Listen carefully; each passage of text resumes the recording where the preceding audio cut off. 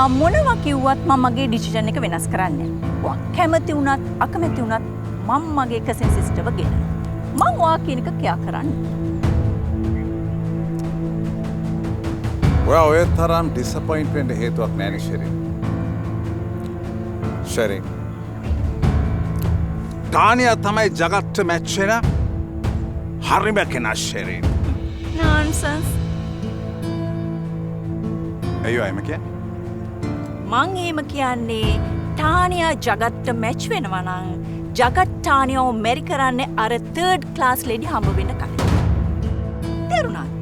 No more excuses. මම මගේ කසින් සිස්ටර්ට කියලා ඉවරයි. අනිත් එක අර ටානියා මේ බංගලෝ එකට ගැලපෙන්නේ නැහැ. එයා නිකන් අර මාකට් එකක ලේඩි කෙනෙක් වගේනේ. බලන්නකෝ යා අඳින හැඳි. කිසි ෆැෂන් එකක් නැහැ. ගොඩේ කෙනෙක් වගේ කිසි ඩිසිප්ලින් එකක් නැහැ. ගොඩේ? ෂෙරින්. මොනවද මේ කියන්නේ? කාටද යවුනොත් ඒක හරි නෑනේ. What's wrong with you, ෂෙරින්? ෂෙරින්. එකක් මතක තියාගන්න. ටානියන් හෙක්ටර් කියන්නේ මගේම ෆැමිලි එකයි. I have been telling you this. මම හැමතිස්සෙම කියනවා වගේ කරලියද්දලයන් වික්‍රම බහුලාස් කියන්නේ මගේ පප්පලාගේ කාලේ ඉඳලා එකට බිස්නස් කරපු අය. You see? ටිකක් පොසිටිව් විදියට හිතන්න ෂෙරින්. අනේ මේ චාල්ස් ඔනිකන් හින්ට් පාස් කරන්නේ මම මේ ඔයාලගේ ෆැමිලිස් වලට ගැලපෙන්නේ නැහැ වගේනේ. හොඳට මතක තියාගන්න. Keep it in your mind. මම නෙමෙයි ඔයාලගේ ෆැමිලි එකට ගැලපෙන්නේ නැත්තේ හෙක්ටර්. හෙක්ටර් නිකන් ඩේටි බග කෙනෙක් වගේ. What? මොනවද මේ කතා කරන වචන? එහෙම මිනිස්සුන්ට කතා කරන්න එපා ෂෙරින්. අනික මේ ටානියගේ ජගත්ගේ වෙඩින් එක කියන ටොපික් එක මට දැන් හෙඩෙක් එකක් වෙලා. මේ ටොපික් එක නෙවෙයි හෙඩෙක් එක. මේ බංගලෝ එකේ හෙඩෙක් එක ටානියා and හෙක්ටර්. එයාලා මේ මැරේජ් එක කරන්න හදන්නේ I think ඔයාගේ සල්ලි වලට. අනේ මේ ෂෙරින් මොනවද ඔයා මේ කියන්නේ? Uncle Charles.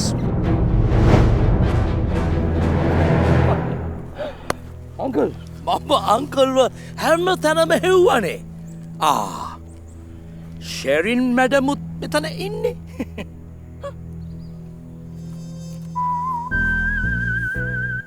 What's wrong, Uncle?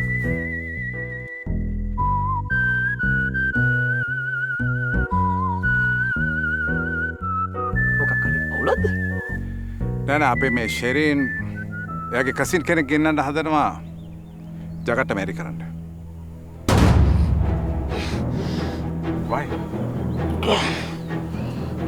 What's wrong? Pump එක පොඩ්ඩක් වැඩි වුණා වගේ. Just ටික පින්නේකින් අයිනවා වගේ. කියනකො ඉතින්? Are you okay? Okay. Jagath මේ මැරේජ් එක ගැන පොසිටිව් විදිහට බලන්නේ නැති හින්දා ෂෙරින් හිතාන් ඉන්නේ ජගත් තානියට කැමති නැහැ කියලා. එහෙම කොහොමද අංකල්? ඒක තමයි මං කියන්නේ. I'll tell you. හෙක්ටර් මේ මැරේජ් එක ඉක්මනට ප්ලෑන් කරා. ඒකට යන ඕන වියදමක් මං කරන්න. නෑ අංකල් නෑ. මම වෙඩින් එක ප්ලෑන් කරන්න. බට් වියදම් ඔක්කොම අපි කරලියද ෆැමිලි එකෙන් හැන්ඩල් කරන්න. අපි බලා ගන්නම් වියදම්. අංකල් ඒක ගැන හිතන්න එපා. වියදම් ටික මම බලා ගන්නම්. හරි? නෑ hectare I'll take care of it. Okay? අයියෝ අංකල් එක්ක බෑනේ ඉතින්. නෑ හෙක්ටර්. කීයක් ගියත් කමන්නේ නෑ.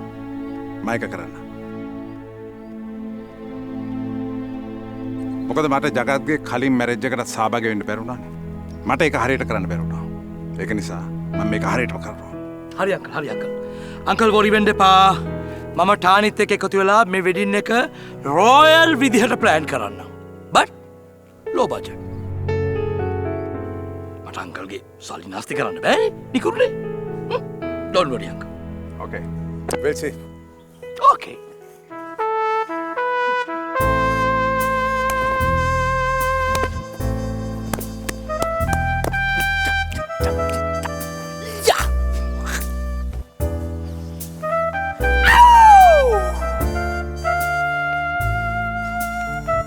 Dun dun dun dun dun dun.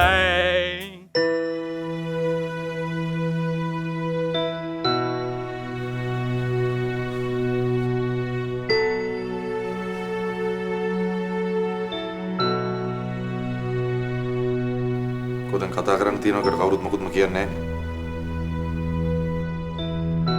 දැන් මොකද්ද මගේ උත්තර වෙන ප්‍රශ්නේ? සර් මේ බේබිලට සර් ගැනයි ටානියා මැඩම් ගැනයි මොනවද කතා කරන්න ඕන? ඔසගුන් කියන්නේ මොනවද කියන්නේ?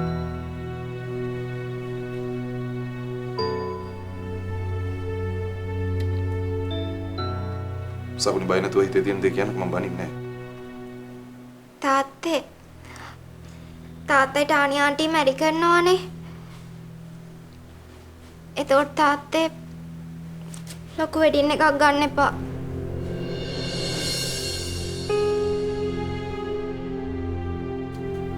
මොකද තාත්තේ අපේ අම්මා කොහේ හරි ඉඳන් බලාගෙන ඉන්නවනම්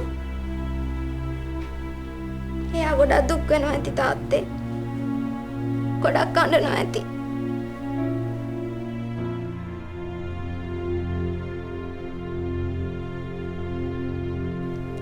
මම මේ තාත්තට කියන්නේ වෙඩින් එකක් ගන්න එපා කියලා නෙවෙයි. තාත්තේ මම මේ කතා කරන්නේ මගේ නංගිලා මල්ලිලා වෙනුවෙන්.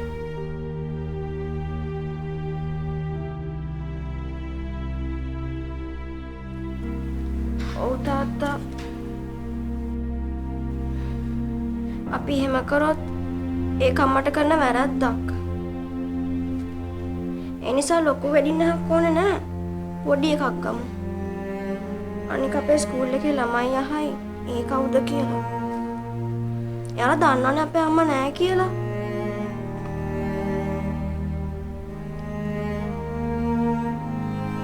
ඔව් තාත්තේ. අපි වෙනුවෙන් නෙමෙයි. අපේ අම්මා වෙනුවෙන් ඒක කරන්න.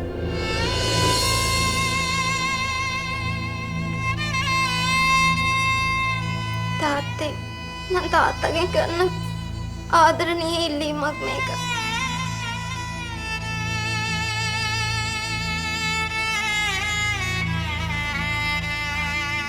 අපි අම්මට ගොඩක් ආදරේනේ තාත්තේ. අපි කැමති නැහැ ආදරේ අඩු කරගන්න.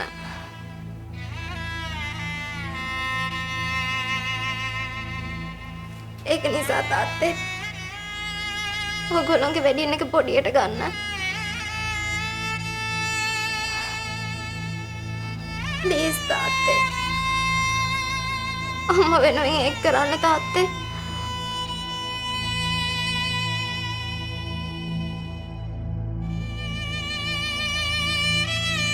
අපි වෙඩින් එක පොඩියට ගමු නේද තාත්තේ?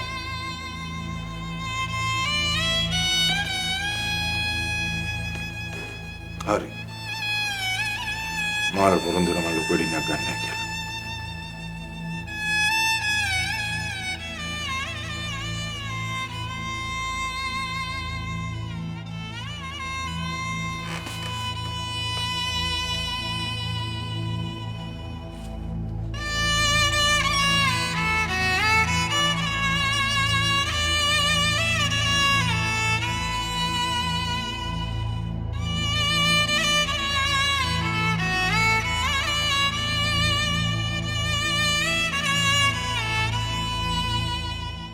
Rexona Aloe Vera Roll-On ස්වාභාවික ඇලෝ වේරා සාරය සමග ඔබේ අත්යට දහදිය දුගඳ පාලනය කරයි.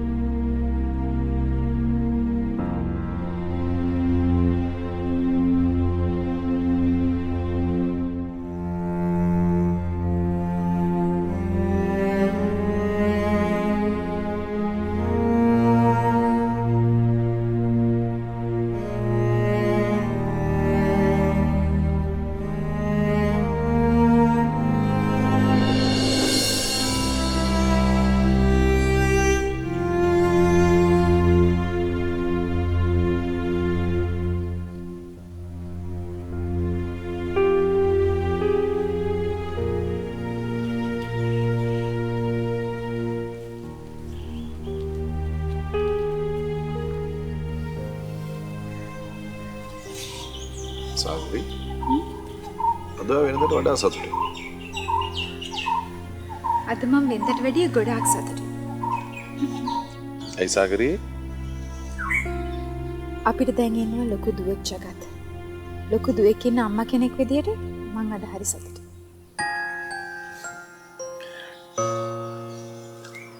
ඔය අපේ සතුටු දුව වෙනද කියන්නේ?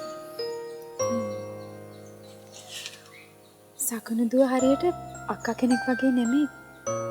අපි හැමෝටම අම්මා කෙනෙක් වගේ. මන් නැති දවසක ඔගොල්ලෝ හැමෝම අම්මා කෙනෙක් වගේ ආදරෙන් බලාගන්න. ඔය එහෙම කියන්නේ? සකුනි හරියට අනිත් අය ගැන හිතනවා. එයාගේ නංගිලා මලිලා දිහා එයා හොඳට බලාගෙන ඉන්නේ. හොඳ අවධානයකින් ඉන්නේ. මට විශ්වාසයි කවදා හරි දවසක එයා මේ හැමෝම බොහොම ආදරෙන් බලාගන්නේ කියලා. දෙමාපියෝ විදිහට අපිට අපේ ලොකු දුව ගැන ගොඩක් සතුට වෙන්න පුළුවන්. ඔච්චර විශ්වාසයෙන් සකුන් ගැන කතා කරන්නේ ඇයි මොනවද එයා කරේ? අද සදේ පුතාට සකිනු දුව කතන්දරයක් කියලා දෙනවා. මං දොර ගාව ඉඳලා බලාගෙන. සදේ උයාගේ අයියා කෙනෙක් වුණාට හරියට පොඩි දරුවෙකුට වගේ හරිම ආදරෙන් ලං කරගෙන හරි ආදරෙන් ඒ කතන්දරේ කියලා දෙනවා ජගත්.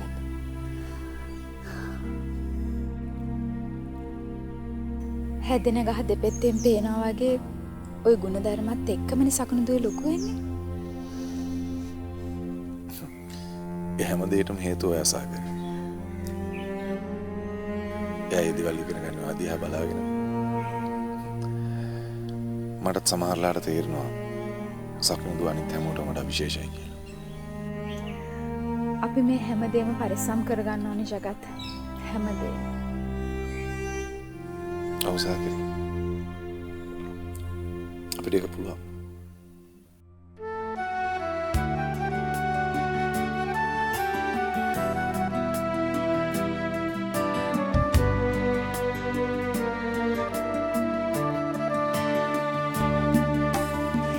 එක පෙල්මක් නැති දරුවෙකුගෙන් ලබනා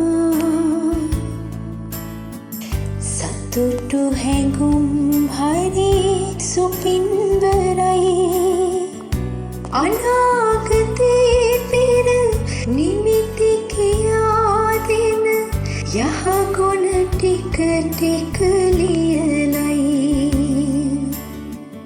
අනාගතේ පෙර නිමිති කියා දෙන යහගුණ ටික ටික ලියලයි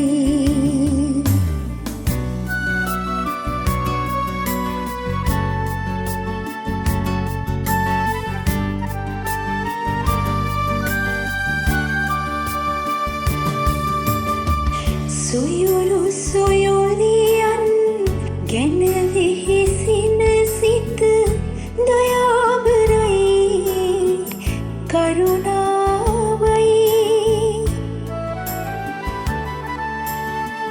හැදින වැටෙන හැටි හරි හැටි තත්වන දුවෙක් ලබා සන්තෝසයි දුවෙක් ලබා සන්තෝසයි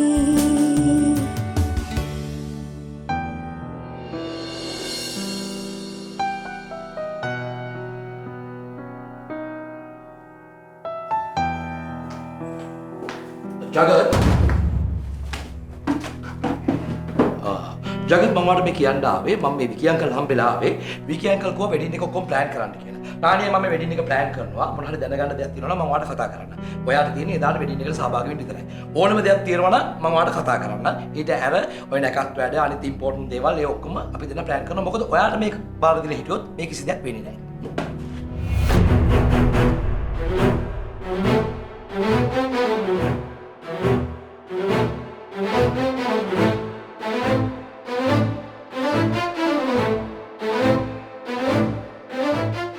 බීජවලට එරෙහි වැඩි ආරක්ෂාවක් සඳහා 3ply disposable mask safeguard නිරෝගිමත් දිවියකට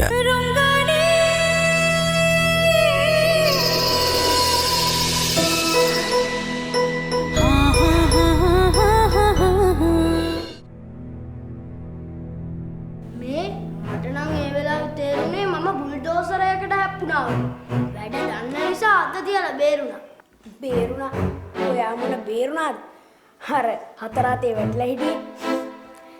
පෑගුණා නම් එහෙම ඔයාව අර ගලවන්න වෙන්නේ අර ඇනියම්ම මොනවද අර තාච්චි හදන්නේ අර අපි බඩර එක ගන්න මොනවද? ඇනියම්මගේ ආප්පෑන්ෙන් තමයි ඔය ගලවලා ගන්න වෙන්නේ. හරි ඔය බතලයාගෙන බලා ගන්නම්කෝ. ඔයාලට තිබුණේ ඒ වෙලාවේ බනින්නනේ. දැන් කියවලා ඩක් නෑ. ඔය කියනකොට වෙන්නේ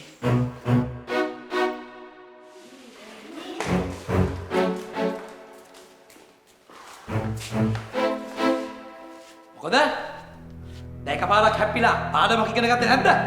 අපි නෙමේ පාඩම් ඉගෙන ගන්න ඕනි ඔයා. ඔයා කොහෙද දන්නේ ඉස්කෝලේ ගියේ? ඇත්තට බව කොහෙද ඉස්කෝලේ ගියේ? ඉස්කෝලේ ගියේ බල තාත්තගේ ඉස්කෝලේටම තමයි. ඒකනේ බල තාත්තට මාව තම්බන්න බැරි. තම්බන්න අපේ තාත්තව තම්බන්න බතල් ගෙඩියක් කියලා හිතුවද? මොකද්ද කිව්වේ? තම්බට්ටි දෙනවා දංගෙඩියක් වෙන්න. මේ හෙට්ටංකල් ඔයා පාර යනකොට වටපිට බලාගෙන යන්න ඈ. ඔව්. ඔයාට කවුද අපිව හප්පන් යන්න ලයිසන් දුන්නේ? ලයිසන් දුන්නේ මම කවුද කියලා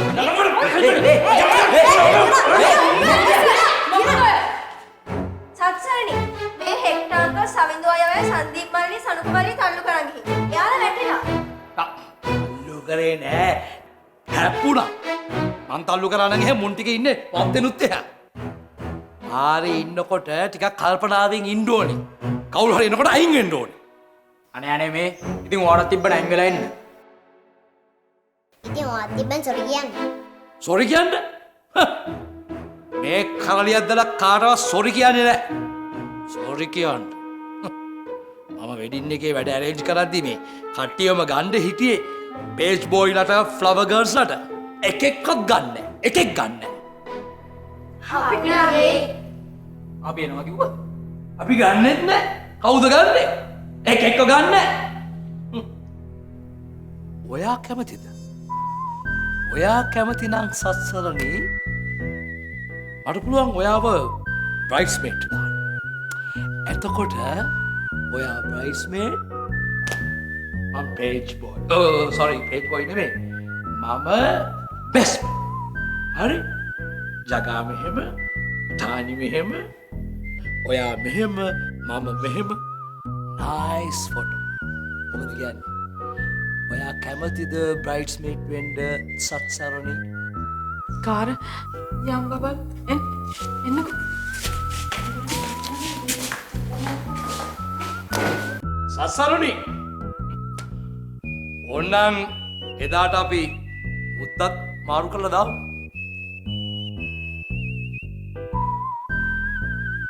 මේ බොකේකුත් හම්බෙනවා.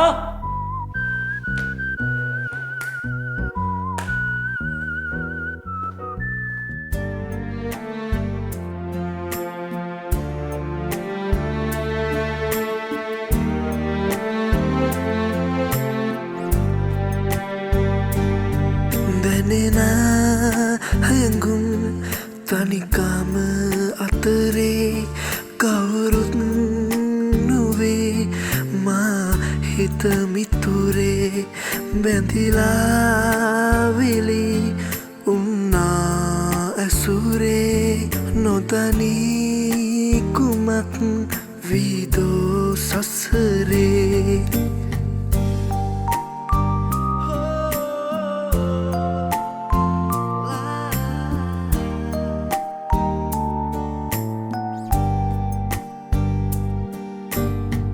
විඳ වූ සිතකින් ගයනා ගීතේ රිදවා විදන් හමනා සිතේ කාටත් ලෙඩ දුක් ගෙන දෙයි ශෝකේ ඉවසාකන්නම් ගනිකම මාගේ ඉවසාකන්නම් තනිකම මාගේ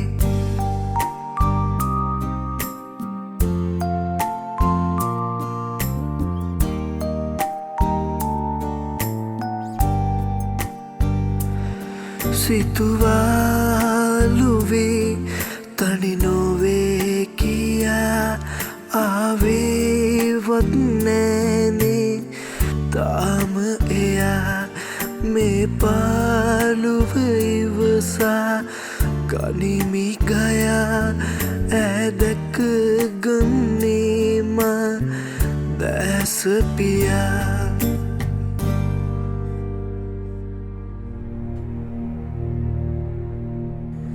මොකද මේ එළියට වෙලා කරන්නේ?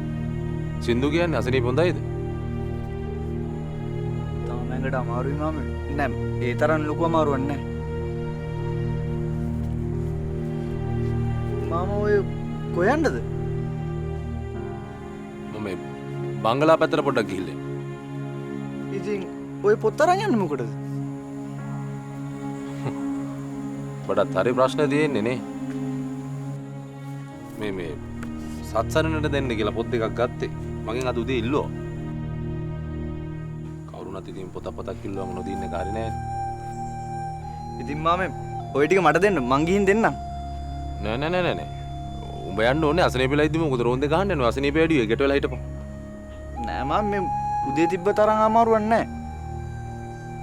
අමාරුවක් නැතුණාට කමන්නේ ගෙට වෙලා හිටපන්. අර මුට්ටියේ වෙනිවල් ගැට තියෙනවා. ආයෙසරයක් බීපන්. මං ගිහිල්ලා එන්න.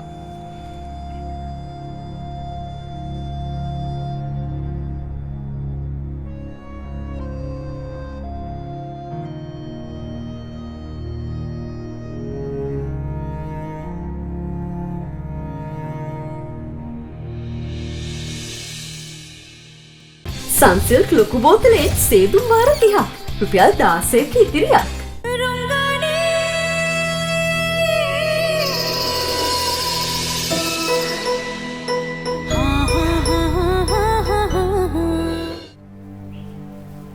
අයිසේ බලනවාක සිරිල් මේ ඔක්කොම කැලෑ බවට පත් වෙලා නේ අයිසේ කිසිම මේන්ටේන් කිරිල්ලක් නැහැ. ඇත්ත තමයි. බලනවා. තමුසි හිතනවාද ඉංග්‍රීසි වල මිනිස්සු මේ වගේ කැලෑවල් වල වෙඩික් ගන්නවා කියලා. හා?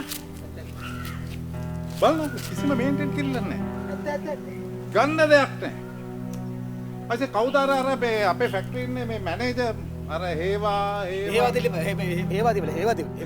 අන්න ඒ මිනිහට කතා කරලා ෆැක්ටරි මිනිස්සු කීප දෙනෙක් ගෙනල්ලා මේ කැලේ සුද්ධ කළා දාන ඕයි. දැන් බලනවා ඉංග්ලන්ඩ් වල ගෙවල් ඉස්සරහා මේම කැලෑවල් නැහැ. තිබ්බත් තියෙන හොඳ ලස්සන ගහක් දෙකක්. තේරුණා තමසට? එංගලන්තේ එහෙම තියෙන නේද? හරි මං කරලා දෙන්න. මං කරන්න. තමසේ කරන්නම් කියලා කිව්වට කවදාකවත් ඔය වැඩේ කරන්නේ නැහැ. අන්න ඕකනේ ප්‍රශ්නේ අයිසේ. ඇයි මහත්තයා? ඇයි කියන්නේ ඔයි?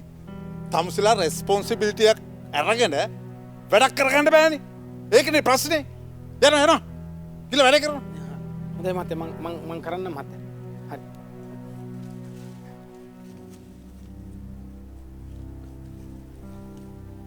ලොකු මහත්තයා මොකෝ? මොකද්ද මහත්තයා මට අර ගන්න කියලා කිව්වේ? ගොන් තක තීරු මීහරකෝ. රෙස්පොන්සිබිලිටි. අන්න හරි ඒක තමයි. මේ ස්ටෝර් කාමරෙන්ද ගන්න ඕනේ. මීහරකෝ රෙස්පොන්සිබිලිටි කියන්නේ වගකීමක් කියන එක.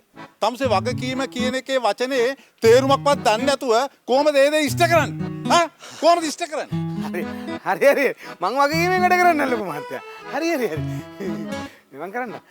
මහත්තයාට ඕනේ එංගලන්තේ වගේ මේක හදාගන්නනේ. ගහක් දෙයක් තිබුණා ඇතිනේ. ඔව් මං කරලා දෙන්න. ඔව්. කොහොම කැලේ සුද්ධ කරලා නේද? හරි. යනවා. ගිහලා වැඩ කරන්න. හා?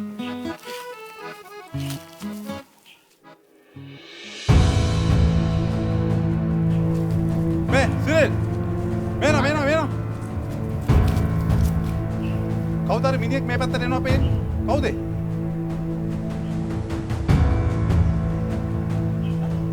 ඒ අර මේ අපේ කිරිකොල්ලගේ මාමනේ ලොකු මහත්තයා. ඒ මිනිහා මොනවද කරන්නේ? ඒ මිනිහා කොහොමද මේ වත්තස්සේ ඇවිදින්නේ? හා? එරන්න බලන්න. එරන්න. ලොකු මහත්තයා ඔහෙන් යන්න අමාරු. කැලේනේ අපි මෙහෙන් යන් හරියටම ගිහින් වටෙන් ගිහින් පාරෙන් අල්ලගමු. මේ? ඔව්.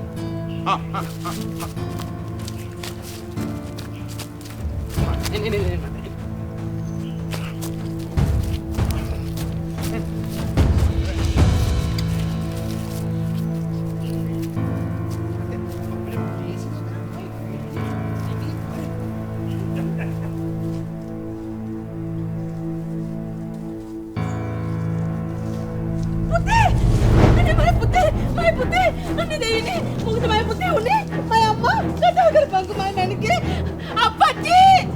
අප්පච්චි!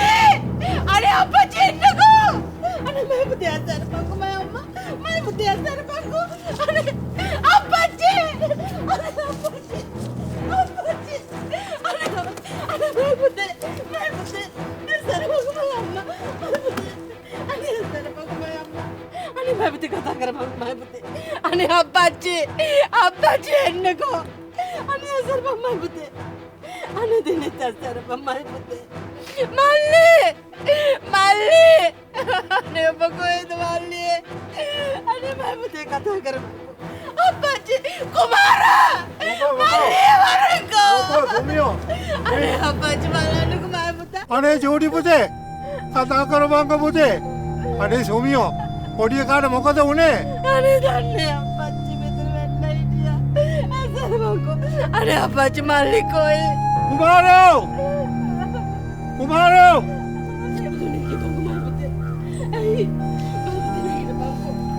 අනේ මගේ දෙනෙත් පුතේ නැගිටපන්කෝ. මල්ලි! අනේ මල්ලි වරෙන්කෝ.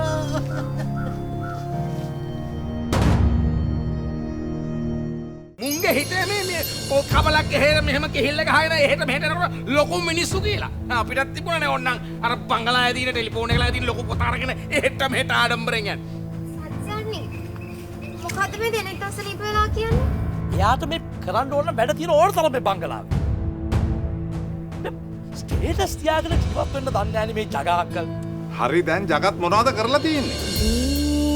වේදනාවන් පොදුයි කාටත් බේදනේලෙට දුකට හීටත් අසරණයි